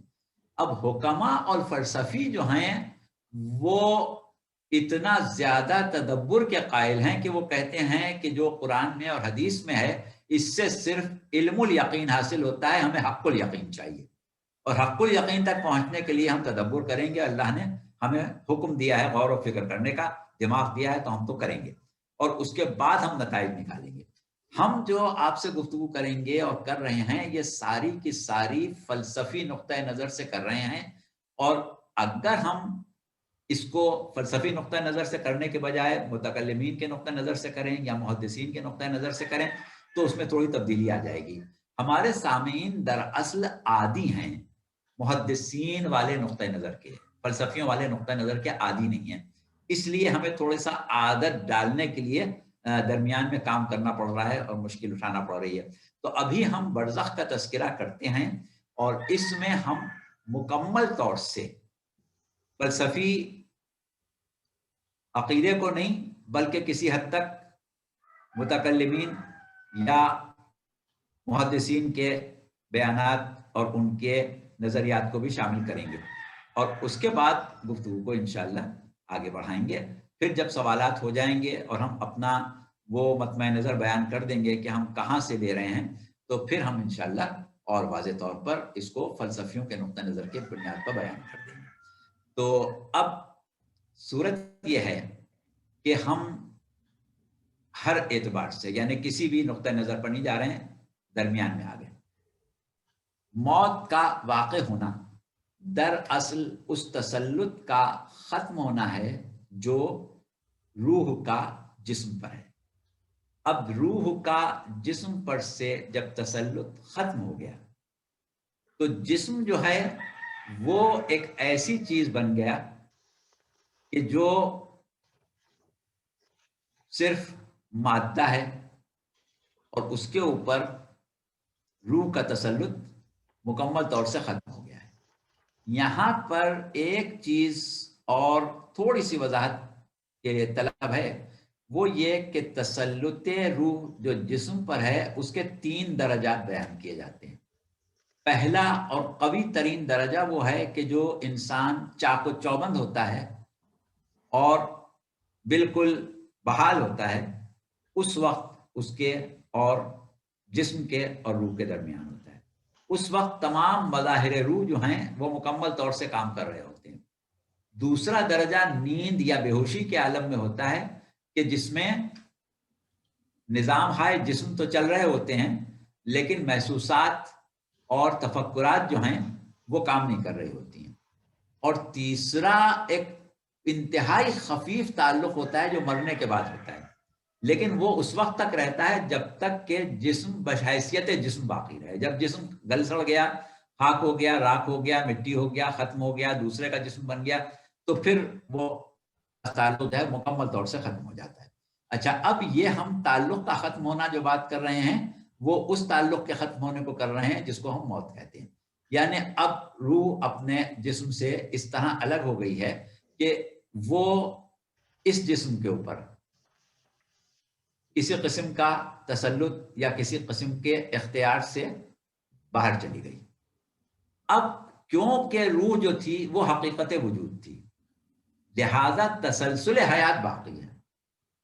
جب تک ہم دنیا میں زندگی گزار رہے تھے ہمارے اندر روح تھی یا ہم خود روح تھے، اور ہمارے پاس دو قسم کے اعلی کار تھے، ایک جسم مادی تھا اور ایک جسم غیر مادی جسے ہم جسم مثالی کہتے ہیں. دنیا میں کیونکہ جس مادی کی ضرورت تھی، مادی دنیا میں تھے، اس لیے مادی جسم کو ہم استعمال کر رہے تھے، اور غیر مادی جسم جو ہے اس سے بالکل لا تعلق تھے، اس کو ہم نہ محسوس کر رہے تھے نہ اسے استعمال کر رہے تھے، سوائے اس کے کہ جب ہم کبھی خواب دیکھتے تھے تو اس میں ہم اپنے آپ کو ایک غیر مادی جسم میں دیکھتے تھے جس کی طرف ہم نے کبھی توجہ نہیں دی. اب مرنے کے بعد اسی جسم میں ہمیں عالم برزخ میں زندگی گزارنا ہے، جس کے بارے میں امام کا قول یہ ہے کہ اگر تم اپنے جسم مثالی کو دیکھ لو یا کسی شخص کے جسم مثالی کو دیکھو تو تمہیں وہ شخص ہی نظر آئے گا، بالکل اسی کی شکل نظر آئے گی. اور اس کی مثال یہ دی کہ اگر ایک شخص آئینے کے سامنے کھڑا ہو جائے تو آئینے میں جو اس کی شبیہ بنے گی، اگر اس شبیہ کو شعور دے دیا جائے تو وہ جسم مثالی ہے. یعنی مادہ نہیں ہے لیکن صورت ہے. اور ایک فلسفے کا مسئلہ ہے کہ وجود جو ہے اس کا تشخص صورت سے ہوتا ہے، مادے سے نہیں ہوتا. وجود کا تشخص صورت سے ہے، مادے سے نہیں ہے. جیسے مثال کے طور پر آپ ہم کو دیکھ رہے ہیں کہ ہم کرسی پر بیٹھے ہیں.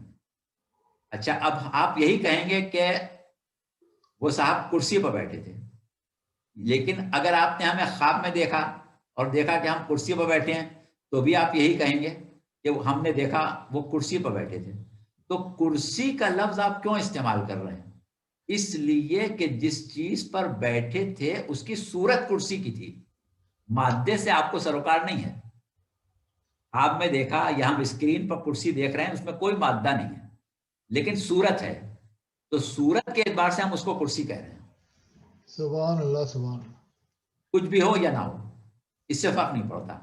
تو وجود جو ہے وہ اپنی صورت سے مشخص ہوتا ہے. تو صورت کیونکہ ہماری وہی ہے، اور جس کو ہم حقیقت وجود کہتے تھے وہ بھی وہی ہے، اس لیے ہم بقائے حیات اور تسلسل حیات کے قائل ہیں. ہم سمجھتے ہیں کہ ہم زندہ ہیں، زندگی گزار رہے ہیں. ہمارے احساسات، ہمارے جذبات، ہمارے محسوسات جو ہیں وہ پہلے سے زیادہ قوی ہو گئے ہیں. پہلے سے زیادہ قوی کیوں ہو گئے ہیں؟ اس لیے کہ مادہ جو ہے وہ محسوسات کی قوت میں بعض اوقات حائل ہوتا ہے اور قوت احساس کو کم کر دیتا ہے. اسی طریقے سے مادے اور اعصاب میں یہ صلاحیت ہوتی ہے کہ وہ کسی چیز کے احساس کو بڑھا دیں یا محسوس کریں. جیسے مثال کے طور پر ہماری زبان ہے، زبان میں یہ صلاحیت ہے کہ جب کوئی چیز زبان پر رکھی جائے تو ہمیں ذائقے کا احساس ہو جائے گا، لیکن وہی چیز ہاتھ پر رکھیں تو ذائقے کا احساس نہیں ہوگا.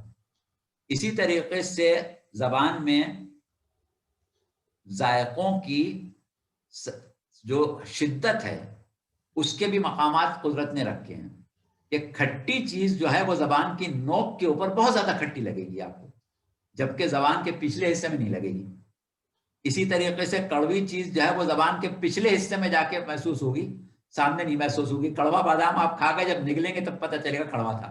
सुभान अल्लाह।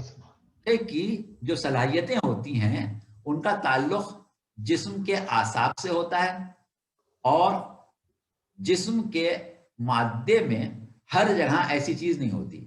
लेकिन जब हम रूह से महसूस कर रहे हैं, गैर मादी जिस्म से महसूस कर रहे हैं, तो सारे एहसासात कवी हो जाते हैं। फिर जबान की नोक या जबान के पिछले हिस्से का फर्क नहीं पड़ेगा। फिर अगर हमें शिद्दत खटाइश की महसूस होना है तो वह हर तरह महसूस होगी, कोई खास जगह से महसूस नहीं होगी। तो इस वजह से मरने के बाद एहसासात कवी हो जाते हैं। लेकिन वही वाली बात जो अभी हमने कही कि न सब जिंदा एक जैसे हैं, न सब मुर्दे एक जैसे हैं। जिस तरह जिंदा अलग अलग हैं, अलग अलग कुव्वतों के, अलग अलग सलाहियतों के, अलग अलग अहलियतों के, अलग अलग मलाकात के हामिल हैं, इसी तरह मुर्दों का भी है। तो अब हम जब एक मर्तबा रूह को इस तरीके से अपनी यानी अपनी हकीकत वजूद को जिस्म से आज़ाद महसूस करते हैं, इसके लिए हम एक लफ्ज़ इस्तेमाल करते हैं तजर्रुद, यानी खाली होना। अब हमारी रूह जो है वो एक वजन से खाली हो गई। जैसे आप एक वजन उठाए हुए हैं, पीठ के ऊपर एक अनाज का बोरा लाद के चल रहे हैं, जब वो बोरा आप उतार देंगे तो आपको बहुत ही सुकून मिलेगा, ऐसा लगेगा कि आप हल्के फुल्के हो गए। तो यही कैफियत है कि जिस्म से आज़ादी जो है वो इंसान के लिए एक बहुत ही फरहत बख्श चीज़ है, बहुत ही आरामदेह पोजीशन है कि अब उसकी कुव्वतें बढ़ गई, अब उसकी सलाहियतें, उसके एहसासात, उसके महसूसात बढ़ गए। जैसा कि एक रवायत में है कि शुहदाए बद्र से मुखातिब होके, शुहदाए बद्र से नहीं, मख्तूलीन बद्र से जो कुफ़ार थे, मुखातिब होके सरकार रिसालत ने पूछा था कि हमने अपने रब से किए हुए वादे को सच्चा पाया, बताओ तुमने कैसा पाया। तो असहाब ने ये कहा कि या रसूलल्लाह ये तो मर गए, आप इनसे बात कर रहे हैं। तो आपने कहा था कि तुमसे बेहतर सुनते और समझते हैं, यानी उनकी जो कुव्वत समाअत थी और जो कुव्वत इदराक थी वो अब ज्यादा है बनिस्बत उस वक्त के। तो यही वजह है कि आलम बरज़ख में तकलीफ का भी एहसास ज्यादा होगा, राहत का एहसास भी ज्यादा होगा। तो अभी तो हम आलम बरज़ख तक नहीं पहुंचे, रूह हमारे जिस्म से अलग हुई, जिसमें मिसाली से हम मुत्तसिल हो गए, और अब हमें गुजरना है मंजिले सवाल कब्र से। मंजिले सवाल कब्र जो है वो दरअसल एक मरहला है आलम बरज़ख का। इसका आलम दुनिया से, आलम मादी से कोई वास्ता नहीं है। ये आलम बरज़ख का पहला मरहला है जहां इस बात का तयन होना है कि आलम बरज़ख में हमारी कैफियत हयात और वो माहौल जिसमें हमें जिंदगी गुजारना है उसका तयन किस तरह किया जाए। तो सवाल कब्र का अकीदा हमारे पास ऐसा ही है कि जिसके बारे में इमाम ने यह फरमाया कि जो शख्स सवाल कब्र पर यकीन न करे वो हमारा शिया नहीं है। यानी तशय्यो के लिए ज़रूरी है, शिया होने के लिए ज़रूरी है कि इंसान सवाल कब्र पर यकीन रखे। जिसको सवाल कब्र पर यकीन नहीं है वो दायरे तशय्यो से बाहर चला जाए। तो सवाल कब्र पर यकीन रखना है। अब हमसे सवाल जो किया जाएगा, हमारी रूह का जिस्म से ताल्लुक खत्म हो चुका है, लिहाजा अब उस जिस्म को हम इस एतबार से नहीं देख सकते कि उसकी अपनी ऐसी हैसियत है कि उससे सवाल जवाब किया जाए। देखिए, हम सो रहे होते हैं तो आप हमसे बात करते हैं कभी? हम सो रहे हैं तो आप तो हमसे बात नहीं करेंगे।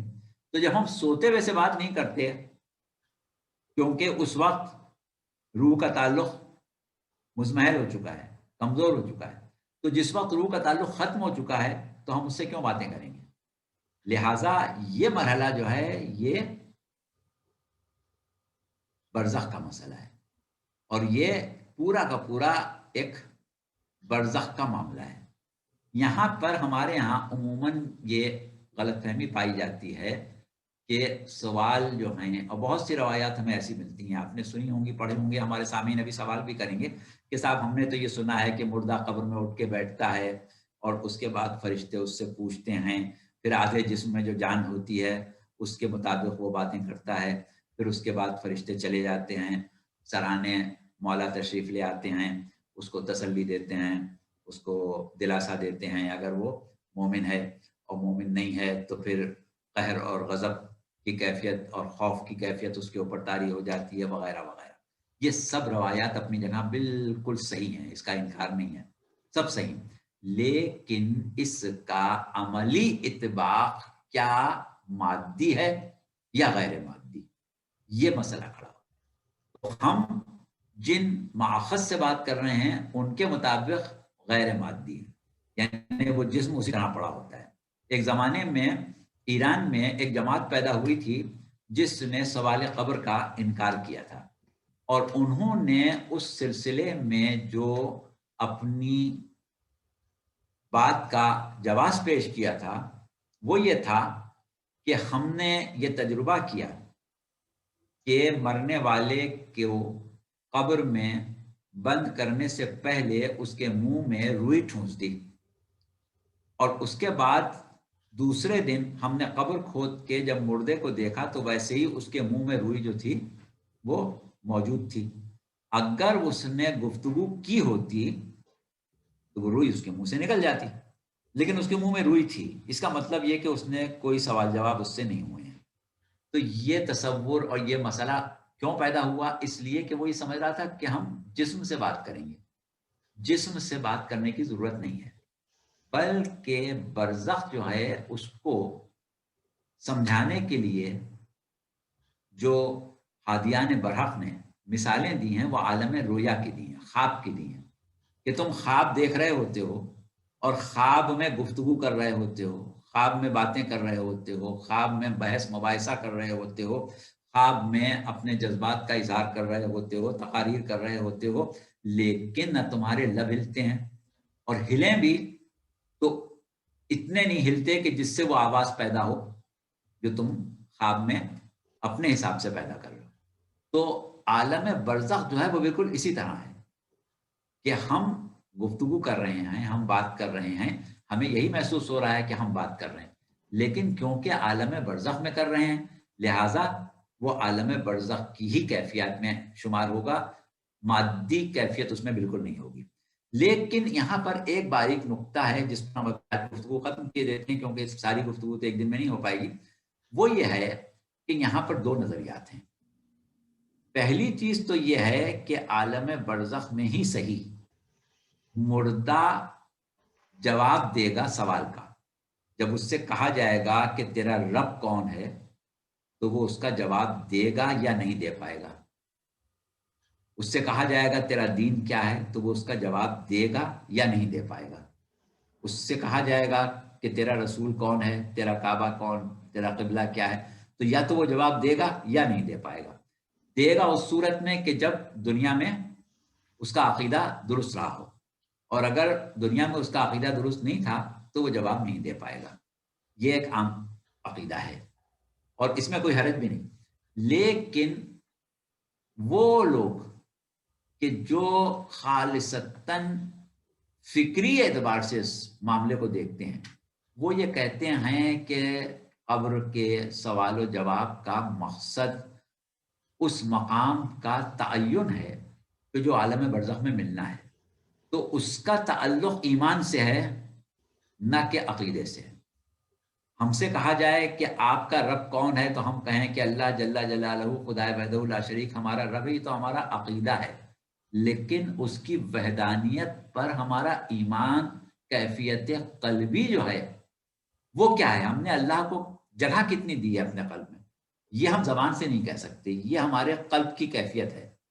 तो मलाइका मुक़र्रबान को अल्लाह ने ये सलाहियत दी है कि उन्हें ज़रूरत नहीं है कि वो हमारे जवाब का इंतज़ार करें या हमारी ज़बान से कहीं भी बात पर यकीन करें। वो तो हमारी कैफियत क़ल्ब देख लेंगे कि हमारे दिल में अल्लाह की गुंजाइश कितनी है, ہمارے دل میں اللہ کے علاوہ اور کتنوں کی ربوبیت ہے. ہم دولت کے کتنے بندے ہیں, ہم شہرت کے کتنے بندے تھے, ہم خواہشات کے کتنے بندے تھے, کتنے پرسنٹیج ہمارے اندر اللہ کی بندگی کی تھی, وہ فرشتے دیکھ لیں گے اور اسی کے مطابق ہمارا مقام برزخ جو ہے اس کا تعین کریں گے. یہ نہیں ہے کہ ہم منہ سے کہیں کہ ہم تو صرف اللہ کے بندے ہیں اور فرشتے مان لیں. فرشتے ہماری کیفیت قلب دیکھیں گے کہ ہم کتنے پرسنٹ اللہ کے بندے تھے. ہم کہیں ہمارا دین اسلام ہے اور فرشتے مان لیں, ایسا نہیں ہوگا, بلکہ فرشتے تو یہ دیکھیں گے کہ دین اسلام سے ہمارا تعلق دنیا میں تھا کتنا, کس حد تک ہم مسلمان تھے. ہم کہہ دیں کہ ہمارے امام فلاں ہیں اور فرشتے مان لیں کہ ہاں بھائی یہ فلاں کا ماننے والا ہے, ایسا نہیں ہے. ہماری کیفیت قلبی میں ان کو ماننے کے اثرات کتنے ہیں وہ اس کو دیکھیں گے. یہ ایک دوسرا نظریہ ہے, اور ہم یہ سمجھتے ہیں کہ یہی حقیقت اور صحیح ہے کہ ہماری کیفیت قلب دیکھی جائے گی. ورنہ دنیا میں ہم ساری واحیات باتیں کرتے رہیں اور قیامت قبر میں ہم نے کھٹاکھٹ کلمہ سنا دیا اور پتہ چلا کہ چلے ہو گئی نہیں جاتا. ایسا نہیں ہونا ہے. تو یہاں تک ہم پہنچ گئے سوال قبر تک. سوال قبر اور تعین مقام کے بعد جب ہماری حیات برزخ کا آغاز ہو رہا ہے تو وہ آغاز ایک ایسی زندگی کا آغاز ہے کہ جو اس عالم میں ہے کہ جہاں پر وقت نہیں ہے, جہاں پر مادہ نہیں ہے, لیکن وہ عالم باقی تمام چیزوں میں اس عالم دنیا سے اتنا مشابہ ہے کہ ہم اسے عالم مثالی کہتے ہیں. یعنی اگر ہم کسی طریقے سے عالم برزخ میں پہنچ جائیں یا عالم برزخ کو دیکھ لیں تو وہ ایسی ہی دنیا ہم کو نظر آئے گی جیسی دنیا میں ہم رہ رہے ہیں. اس کی وسعتیں بہت زیادہ ہوں گی لیکن کیفیات دیکھنے میں, مادے میں نہیں, دیکھنے میں ویسی ہوں گی. یہاں پر ہم آج گفتگو کو ختم کیے دیتے ہیں اور اس کے بعد پھر ہم بتائیں گے کہ زندگی یہ برزخ کس طرح گزرے گی, کن لوگوں کا برزخ کیسا ہوگا, کون لوگ وہاں جہنم برزخی میں ہوں گے, کون لوگ وہاں جنت برزخی میں ہوں گے, اور کون لوگ وہ ہوں گے جن کو احساس حیات ہی نہیں ہوگا بلکہ ایسا لگے گا جیسے سو رہے ہیں. تو یہ پھر انشاءاللہ اگلی نشست میں رکھیں. اچھا, تو دو سوال تو فوری طور پہ دماغ میں آ رہے ہیں جو ابھی آپ نے گفتگو کری اس کے بارے میں اگر آپ اجازت دیں تو میں پوچھ لوں, جلدی جلدی اس کے جواب اگر آپ دے دیں. تو پہلا سوال یہ ہے کہ یہ جو نماز وحشت قبر ہے وہ بیسیکلی نماز وحشت برزخ ہے, وہ کی پہلی منزل. بالکل صحیح کہا آپ نے. ہم جب لفظ قبر استعمال کرتے ہیں, سوال قبر, عذاب قبر, وحشت قبر, تو وہاں پر قبر سے مراد ہمیشہ ہماری عالم برزخ ہوتا ہے. کیونکہ دیکھیے ہر شخص تو قبر میں دفن نہیں ہوتا نا. کتنے لوگ جل کے مر جاتے ہیں, کتنے حادثے میں مر گئے, راکھ ہو گئے, کتنے لوگوں کو جانور کھا گیا, مگرمچھ نکل گیا, گھڑیا کھا گیا. تو اب ان کی قبر تو نہیں ہے, وہ عالم برزخ میں ہی پہنچ جاتے ہیں, فوری طور سے عالم برزخ میں پہنچ جاتے ہیں. اچھا, تو لیکن پھر جو مردہ جو اٹھایا جائے گا قبر سے, وہ تو قبر سے اٹھایا جائے گا نا مردہ, نہیں؟ مردہ وہاں سے اٹھایا جائے گا جہاں پر بظاہر وہ جانے کے بعد ہماری نظروں سے یا ہمارے عالم سے باہر چلا گیا. تو قبر جو ہے, جیسے مثال کے طور پر ایک شخص ہے, اس کو سولی پر لٹکا دیا گیا جیسے پہلے زمانے میں ہوتا تھا, اور اس کے بعد لٹکا چھوڑ دیتے تھے, ویسے ہی لٹکے لٹکے پرندے کھا جاتے تھے, گل جاتا تھا, ختم ہو جاتا تھا, قبر تک گئی. اب جب وہ محشر میں اٹھے گا تو ظاہر ہے اس کی تو قبر ہے نہیں نا. اچھا, وہیں سے یہاں سے ٹھیک ہے ٹھیک ہے ٹھیک ہے, ایک منٹ رک جائیے نا. تو اس کا مطلب یہ ہوا کہ جب میں قبر پہ جا کے پھول چڑھا کے فاتحہ خوانی اور قرآن پڑھ رہا ہوں بیٹھ بیٹھ کے, اور شب برات کو جا رہا ہوں, ساری رات اگربتیاں جلا رہا ہوں, تو وہ تو مجھے تو وہاں جلانی چاہیے اگربتی. اس طرح گورے کرتے ہیں کہ جہاں ایکسیڈنٹ ہوا وہاں پھول لگاتے ہیں, وہ آ کے وہاں پہ سلیب لگاتے ہیں جہاں پہ ایکسیڈنٹ ہوا تھا, بندہ مرتا ہے جہاں ان کا, یا بچے کا انتقال اگر ہوا تو اس کی فٹ بال کی کٹ لا کے وہ لگا دیتے ہیں وغیرہ وغیرہ. تو یہ تو زیادہ قریب ہوگا اس کا مطلب اس بات سے, جیسے کہ میں قبر میں جاؤں, انتقال میری امی کا امریکہ میں ہوا, قبر ان کی پاکستان میں قبر میں جا کے قبر پہ جا کے ان کی فاتحہ پڑھ رہا ہوں اور اگربتیاں جلا رہا ہوں. سمجھ رہے ہیں آپ میرا؟ ہاں, نہیں, مقصد آپ کے کہنے کا یہ ہے کہ ہم اپنے گھر میں بیٹھ کے اگر فاتحہ پڑھتے ہیں, یا آپ امریکہ میں بیٹھ کے فاتحہ پڑھ رہے ہیں کسی ایسے مرحوم کے لیے جس کا انتقال پاکستان میں ہوا ہے, تو اس سے کوئی فرق نہیں پڑنے والا ہے, چاہے آپ وہاں پڑھیں اور چاہے. اس کی بات نہیں کر رہا میں, فاتحہ پڑھنے کی بات نہیں کر رہا مولانا. میں تو اس طرح بھی کہہ رہا ہوں کہ بندہ جو جس آدمی کا انتقال ہوا ہے وہ جہاں پہ انتقال ہوا ہے وہاں سے اٹھایا جائے گا, قبر سے نہیں اٹھایا جائے گا, یہی آپ نے فرمایا نا. नहीं, जहां पर इंतकाल हुआ है वहां से उठाया जाएगा हमने नहीं कहा। हमने ये कहा कि जहां तक हमने उसको देखा, यानी आखिर वक्त तक हमने उसको अच्छा, कब्र में, कब्र तक देखा, ठीक है, या आखिर वक्त तक हमने उसको सूली पर देखा, या आखिर वक्त तक हम उसको मगरमच्छ को निगलते देखा, या कब्र में देखा। नहीं, क्योंकि उसके आगे हम बात अगर करेंगे तो वो समझ में नहीं आएगा, इसलिए इस तरीके से समझाया गया। सही है, ठीक है। अच्छा, और अगला सवाल जो था वो आखिरी सवाल ये था कि तो मेरे दिमाग से निकल गया। चलिए, अच्छा भाई, किसी के पास और सवाल है अभी करने का, या इस मौजू पे अगली दफा सवाल उठाएंगे हम लोग? आप लोगों के माइक खुले हुए बाय द वे, वरना इसको खत्म करें। ऑलरेडी आप लोगों को आए हुए 2 घंटे हो गए, और मैं एक दफा फिर माजरत चाहता हूँ कि शुरू होने में जरा देर लग गई हमें। अगली दफा हम कोशिश करेंगे कि ये मसला जो है वो हम आप लोगों के आने से पहले ही इसको हल कर लें। तो अगर कोई सवाल नहीं है तो फिर हम शुक्रिया अदा करते हैं मौलाना साहब का कि बहुत बहुत शुक्रिया, आपने इन तमाम सवालात का बहुत सेर हासिल जवाब दिया और अपना कीमती टाइम भी हमको दिया। और इंशाल्लाह अगले प्रोग्राम में हम इस मौजू पे सवालात करेंगे, और उस सवालात के बाद जो अगला मरहला है बरज़ख का, कब्र के बाद, उस पर बात करेंगे। तो बहुत बहुत शुक्रिया मौलाना, इंशाल्लाह आपसे फिर मुलाकात होगी जल्द। अच्छा प्रोफेसर साहब, बहुत बहुत शुक्रिया। आप हमें बड़ा अच्छा मौका फराहम करते हैं कि आपके सामीन जो हैं वो बहुत सी चीज़ों से और बहुत से इश्तिबाहात से बाहर आ जाएं, बहुत काफ़ी उनके उलूम में इजाफा हो जाए। बस दुआ करें कि हम इस फरीज़े को उसी तरह अंजाम दे सकें जो उसका हक़ है, और इंशाअल्लाह मुलाकात होती रहेगी। बहुत बहुत शुक्रिया। अच्छा, खुदा हाफ़िज़, फ़ी अमान अल्लाह। खुदा हाफ़िज़। ख़वातीन हज़रात, आपका बहुत बहुत शुक्रिया। आपसे मुलाकात होगी इंशाअल्लाह बहुत जल्द।